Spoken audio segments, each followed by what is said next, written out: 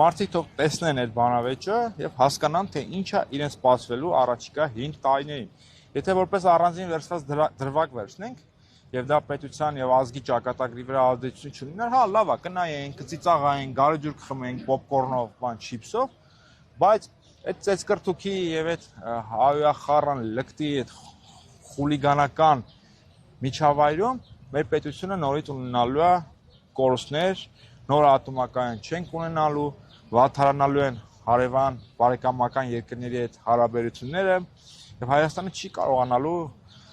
դիմագրավել իր արժեվ ծառացած մարտարավերներին։ Հենց չէ որ առանձին վերջած կնայենք, ուրախանանք, ասենք ինչ լավ կլոուններ են։